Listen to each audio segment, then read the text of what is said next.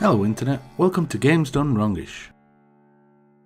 Hey guys, today we'll be taking a closer look at gaming in the cloud and asking the question, will the future console wars as we know them not even require a console? Let's get into it. Over the past few weeks, the gaming world has been reporting on cloud gaming. Within the same week, Microsoft and Google unveiled their cloud-based gaming projects. While being similar, they were showcased in a different way and seemed to be targeting slightly different goals, at the start anyway. I made a video on Microsoft's project Xcloud last week. The link to the video is in the description below. In that video I went over the fact that Microsoft state that they are targeting high quality cloud-based gaming at low bit rates. They state that their current test experience is running at 10 megabits per second, which in terms of mobile 4G broadband sits just around the mid to top end range of what can currently be achieved in the real world. 4G itself can theoretically achieve download speeds of up to 150 megabits per second and upload speeds of 50 megabits per second. However, in the real world, the highest speeds you are likely to see are 20 megabit download and 10 megabit upload. Most service providers generally cap out at around 10 to 12 meg download and 2 to 5 meg upload. So with that said, if you are gaming at 10 meg per second on your 4G network, you are likely stretching its capabilities. And that's before we even get into fair usage, data caps and everything else that comes with mobile internet. 5G, if or when that comes around, could be a game changer, with theoretical speeds of up to 10 gigabit per second. So far in the real world, tests are showing that these speeds are only coming in at around 150 megabit per second. I say only, but that is 10 to 15 times faster than the average speed we are seeing on 4G at the moment. There are still a lot of obstacles to overcome for 5G, and as of now we don't really know the power consumption required to power such speeds. Time will tell though, but for now we should just concentrate on what is currently possible with 4G, I feel. If Microsoft do manage to get the technology to work well at low speeds, that could really help out gamers that have data caps enforced by their internet service providers.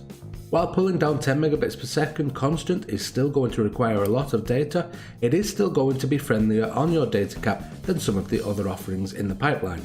Speaking of which, one of those is Google's Project Stream. Google have been allowing some of the games media to try out Project Stream over the past week or so, specifically playing the new Assassin's Creed Odyssey game via the cloud streaming service. General reports are stating that for Google's offering you need a minimum of 15 megabits per second broadband and that it needs to be strong and constant for it to be enjoyable at that speed.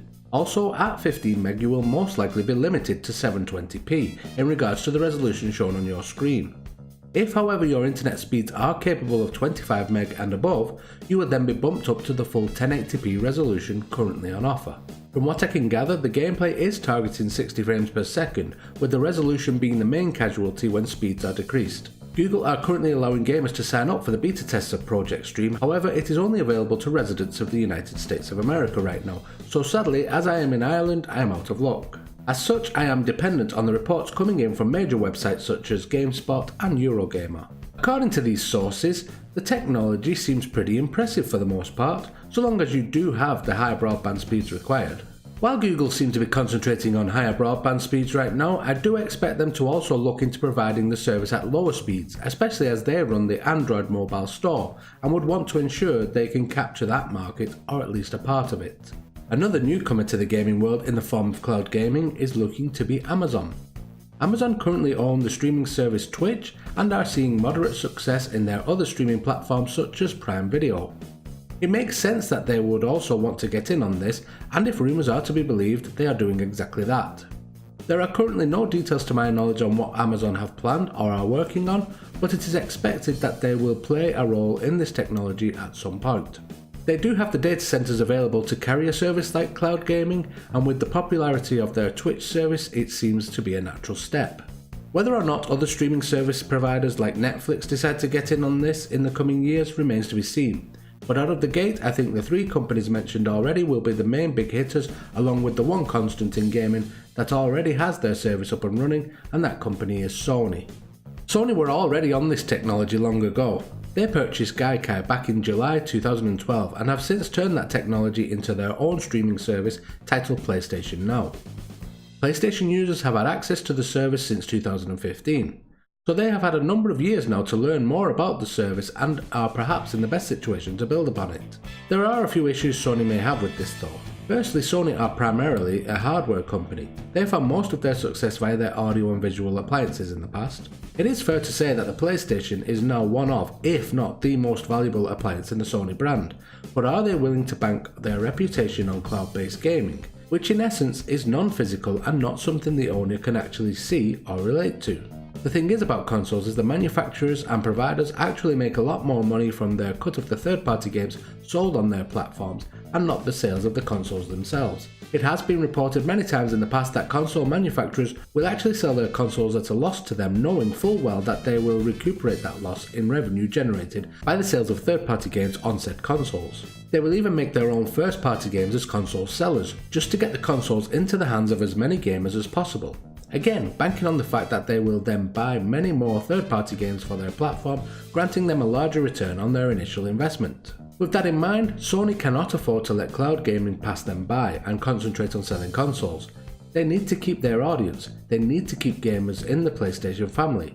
If that means putting their games on store in the cloud, then that is what will need to happen. The second issue I foresee with Sony's attempt to join this venture is Sony's lack of data centers. While they do have their PlayStation Network already set up and running with their cloud-based gaming, PlayStation Store and more, it has never seemed to be the fastest or most reliable in the gaming world. Sony, however, are way out in front of any other company in regards to console-style gaming. So if they have been using this success to build a stronger online cloud-based infrastructure, they may very well be in a very good position right now. From my research on this subject matter, it seems to me that these four companies will be the big four when it comes to online cloud-based gaming in the future. How they fare in this will depend on how they market the service. For instance, I believe that both Microsoft and Sony need to bundle their services in with their current services. Microsoft already have Xbox Live and Game Pass, and Sony also have PlayStation Plus and PlayStation Now. For these companies, I feel they need to tack it onto one of these services they already provide, and at the same price point. If they try to introduce a third subscription to their current lineup, I feel they will be asking too much, and gamers already on their platforms may start to look at alternatives. Tacking the service onto one of their current services will also encourage their customers to try it out more eagerly than they would if they had to pay a second or third monthly subscription for the same content. The way Microsoft are proposing their service is that if you have purchased a game already on the Xbox Live Marketplace, you will simply be able to load up that game via the cloud on your mobile, tablet, PC or smart TV. Hook up a controller and carry on from where you left off on the last device, which may have been your console, PC or cloud-based device. This sounds all well and good if I can do that with my current account and subscriptions. However, if I have to pay again to play on a mobile phone when I can already play on my console and PC, then I may not be as eager to do so. In my mind, it has to be tacked on this way if they want to keep their customers engaged in their marketplace and keep them buying their third-party games from them. The same goes for Sony and their PlayStation Now and PlayStation Plus. I actually think that they would be smarter granting access via Xbox Live and PlayStation Plus rather than PlayStation Now and Game Pass. I will understand completely if they add it to their premium services, but for larger adoption, it would make more sense to bundle it with the lower costing subscription service. Once you have gamers buying a few games from your service, it is much harder for them to switch to another. If you have all of your favourite games attached to the PlayStation Store, you are very unlikely going to switch over to Xbox Live and start buying them all again. You may do this if you meet new friends that only play on Xbox, but in most circumstances you are going to stay where your games are at. This then brings us back to the new guys, Google and Amazon. How are they going to convince gamers to jump ship and join them with their new services? This one is going to be much trickier, I feel. For Amazon, they may have a slight advantage over Google as they can target PC gamers via their Twitch streaming service. They can also reach console gamers this way too, but I feel this will be harder for them to do. It may also be the reason Microsoft tried to get ahead on this and create their own streaming service, to try and keep console players watching their service so that they can advertise Project Cloud rather than Amazon's offering. Amazon can also bundle their service in with Amazon Prime. That way, anyone with a Prime subscription may be able to benefit from cloud gaming at no extra cost to them, other than perhaps purchasing or renting a game. Google are Google, so they do have a very large advertising outlet in regards to their search engine, YouTube, and Google Play on Android. They are very well known worldwide and for the most part are pretty well respected as a company. However, I do feel they will have the biggest mountain to climb to come out on top. Each other company already has a hold on gaming in some way and are in a better position, I feel. Google could go all guns blazing and get their system out first though. It still begs the question on how are they going to sell it to us. They could go the completely free route. You just buy a game on the Google Play Store and away you go. You can play on any device anywhere via the cloud. The revenue from the game sold could also be topped up via advertising. Just like YouTube right now, you may need to sit through a 30-second advertisement while waiting for your game to load up in the background. There are ways to market these services while keeping the cost low for the consumers, and that could be the key for the companies that do not already have a gaming service available. If Microsoft and Sony can offer gamers their whole digital back catalogue from the get-go though, it will be very hard for the likes of Google and Amazon to peel them away from their current video game provider. All of this is very dependent on the technology available on release and in the future. Many people believe that the world is simply not capable of this type of gaming right now. They may be correct. But there are too many players involved now and too much has been invested for it not to happen. Sony and Microsoft cannot afford to have their customers taken away by Google and Amazon if cloud gaming becomes a major success. On the flip side, both Google and Amazon have been looking for a way into the console-style gaming market for some time, and this may be just exactly what they need. I doubt cloud-based gaming will ever negate the need for hardware. Twitch-based gaming and esports are very likely going to require local hardware to maintain the standards expected in such scenarios. However, for the casual gamer that only plays single-player games like Assassin's Creed or Tomb Raider, cloud-based gaming could be a welcome addition to their current available options. Whether cloud-based gaming is a hit or a miss, it will be interesting to watch it unfold. My recommendation to anyone that is also interested in the technology would be to wait it out a while. See what works and does not work before joining a service and spending your money with them. If you are able to try out games you already own with some providers, then do that first. Make sure the quality and responsiveness is as you would expect before spending more money. As always, be smart and do your research first. There will be many people that pay for a game or a subscription only to find their internet connection is not fast enough to use the service, or that their service provider does not allow that service due to fair usage and things like that. So be sure you know what you are paying for and what you are getting into beforehand, as this can save you a lot of headaches down the line. So there you have it, cloud-based gaming. Will this be the future of gaming for some, or will it all blow over and evaporate into nothing? Cloud-based pun there. Are you excited for the possibilities this may bring, or do you not really care at all?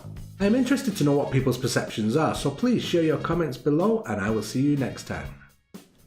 If you like this video, please consider watching another. 2 suggestions will be on screen now. Also, if you have not subscribed already, please do so by clicking the icon in the middle of this screen. Every view and subscription will go a long way to helping the channel grow, and in turn will result in more content for you. Thank you, and until the next time, goodbye.